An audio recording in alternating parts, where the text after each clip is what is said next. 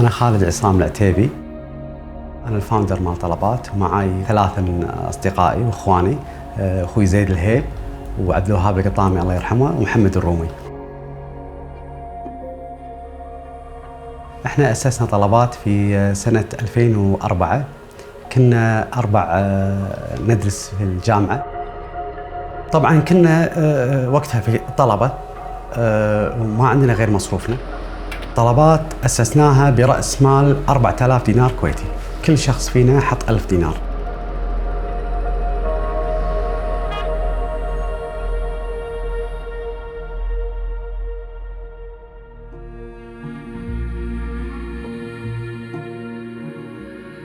فكرة طلبات بلشت من الحاجة، يعني هي ميكس الحاجة إلى مثلا بعض الكسل، إن إحنا ما ودنا نطلع بالحر نطلب، الواحد يركب سيارته ويروح يطلب، بلس إن ملينا من الطلبات التقليدية المطاعم الفاست فود، إنك تدق ويعطيك المنيو نفسه ويقول لك to take a lot of time على أساس إنك أنت يعني تسمع المنيو ماله. فجات الفكرة إنه وات إف أنا أقدر أشوف المنيو من الكمبيوتر وأطلبه وإيه. هذه كانت الفكرة الأولى. شخصياً استمتعت في التشالنج، إن أنا أقنع المطاعم. نعم كانت هناك صعوبة، كان في رفض كبير من المطاعم، لكن استمتعت أكثر في إني أنا أتحدى نفسي بإقناعهم. الصبر، وهذا أصعب درس، يعني أصعب درس ممكن واحد يواجهه، لأنك لازم تصبر على المطاعم شلون يتقبلون هذه الفكرة. لازم تصبر على العملاء شلون يتقبلون هذه الفكرة. العملاء يعني في السابق كانوا يدق تليفون وشيء قدامه قاعد يحاكيه، فيضمن إن لما أقول لك أنا without onion it's without onion، يعني ضامن هذا الموضوع. The idea was how to create already a success story done by the original founders in Kuwait, but at a smaller scale, and to replicate that success across the GCC. So that was the challenge. So we were then expanded to the GCC, and we literally started from zero. And naturally, nobody knew the brand or understood the brand, or the concept was new to everybody.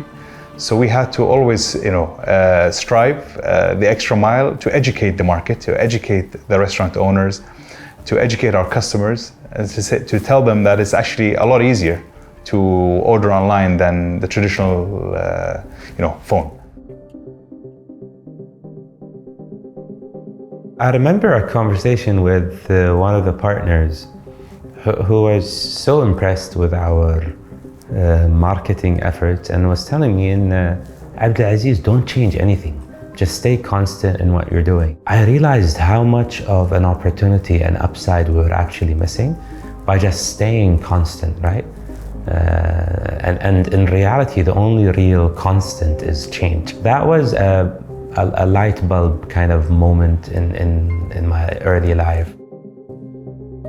أذكر مطعم كان كبير، يعني فرانشايز، وجيت وقلت له ادخل، ورفض، وكان سبب رفضه ان الفكره فاشله، وانا ما راح ادفع لك على فكره فاشله. تحديته وقلت له طيب انا اعطيك 6 مانث ببلاش، اخذ مني اللي تبيه ونجتمع بعد 6 أشهر. لما جيت له بعد 6 أشهر جبت له مبلغ اذكر يعني كان بسيط، يعني 6 أشهر قلت له 6000 دينار.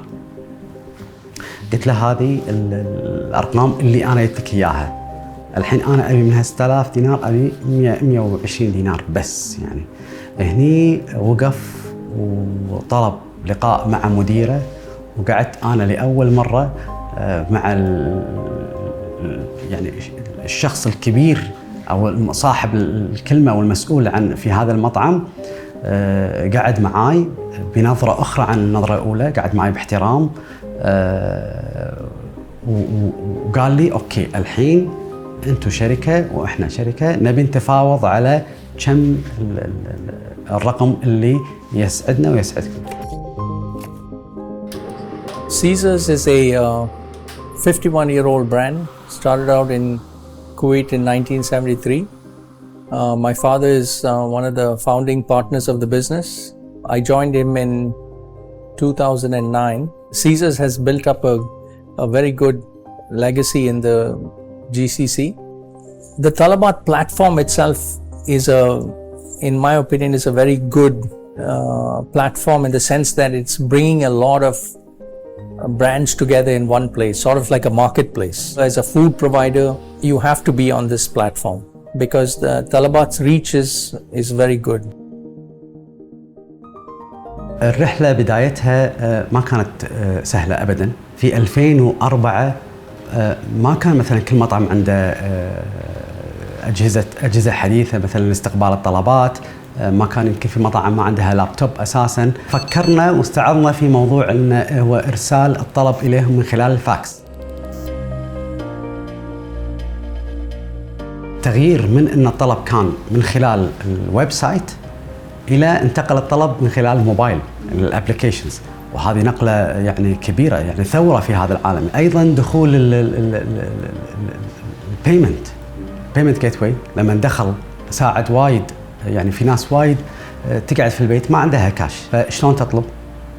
السابق يطلع يروح يسحب فلوس ويرجع بيتهم ويطلب من طلبات. اليوم مع البيمنت جيت واي لا، أنا أطلع كرتي من البنك وأدفع. أيضاً هذا أحدث نقلة كبيرة في هذا الموضوع. أول أوردر كنا إحنا متجهزين إن أختي تطلب الأوردر.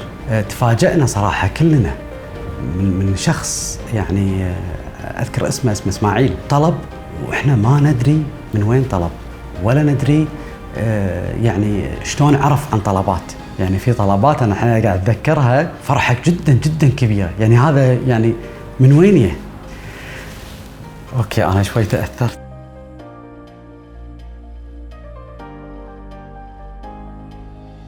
All of us experience this choice paralysis when we need to eat something but we don't really know what we want, and sometimes it's this for food but also for groceries most of the times. I think it would be so good in those moments to have a friend that could be Talabat helping you go through that journey. And this is why we use machine learning and AI to get better and better every day at predicting what we believe would be the best choice for our customers.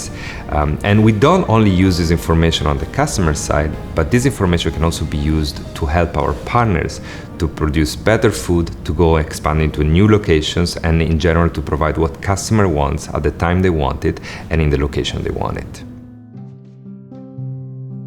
Talabat has introduced the concept of cloud kitchens. So that has been a very good way for us to test markets where we are not there. So we team up with them in these cloud kitchens. It gives us a way to see whether it makes sense for us to expand into those areas. It's a less expensive way to enter a market.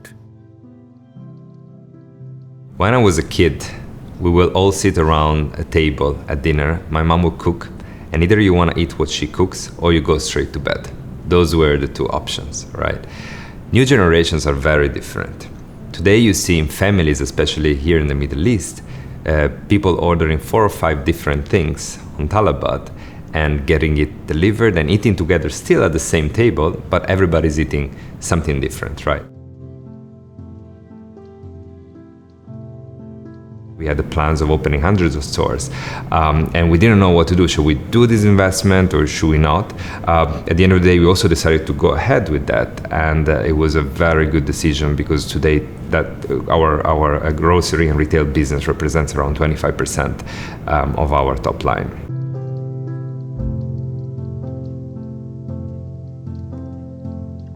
As a homegrown brand, we're deeply rooted in the communities we operate in. That's why we built what we called our Tech for Good platforms, where our customers can donate to good causes around the region. In the last 4 years, such donation reached more than $20 million. Outlook is very promising, very savvy users, very high disposable income in the region, unit economics that are unparalleled compared to any other part of the world. Where I think whether it's Talabat or other companies is a great testimony to that. For my generation, it's not so ingrained in my brain that when I need something, I just pull out a phone and press a button. But for the new kids that are coming to town, that's what they do, right? And as this new generation come to fruition of products like Talabat, we have these secular tailwinds of growth that we're gonna see materializing in the future. If you think today at the region we serve, we have what we define at around 71 million people addressable population, and only 6 million of them are active on a monthly basis on Talabat. So this gives us a massive headroom to grow in the future.